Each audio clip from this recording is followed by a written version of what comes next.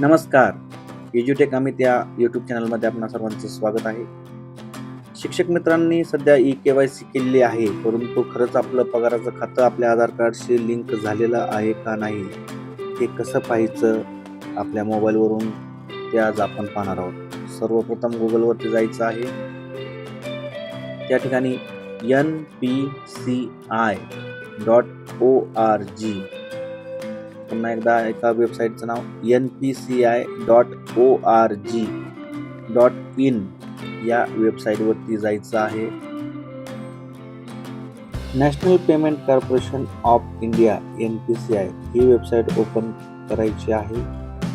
त्यानंतर जो आपल्या स्क्रीनवरती विंडो येईल त्यामध्ये डाव्या बाजूला 3 आडव्या रेषा आहेत NPCI लोगोच्या शेजारी. त्या ठिकाणी क्लिक केल्यानंतर समोर आपल्याला कस्टमर 2 नंबरचा ऑप्शन आहे मेनूमध्ये कस्टमर. त्या कस्टमरवरती क्लिक केल्यानंतर भारत आधार सीडिंग इनेबलर कंसात बेस यावरती क्लिक केल्यानंतर एक नवीन पॉपअप विंडो ओपन होईल.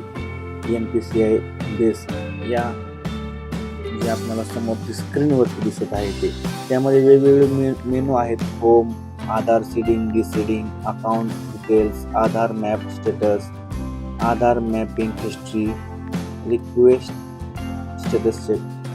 या ठिकाणी इतर मेनू आहेत. त्या ठिकाणी आपण प्रत्येक मेनूचा वेगवेगळा उपयोग आहेत. सध्या आपल्याला फक्त आपले आधार कार्ड ज्या खात्याशी लिंक आहे ते शोधायचं आहे. त्यामुळे आपण आधार मॅप स्टेटस यावरती जाऊया. त्या ठिकाणी आपण आपला आधार कार्ड नंबर टाकायचा आहे. त्यानंतर आपण OTP सेंड म्हणल्यानंतर OTP येईल. आपल्या आधार कार्डशी जो मोबाईल नंबर लिंक आहे त्यावरती 6 अंकी OTP येणार आहे. त्या ठिकाणी जो OTP आलेला आहे तो त्या ठिकाणी टाकायचा आहे. OTP टाकल्यानंतर आपणाला आपल्या खात्याची माहिती मिळणार आहे.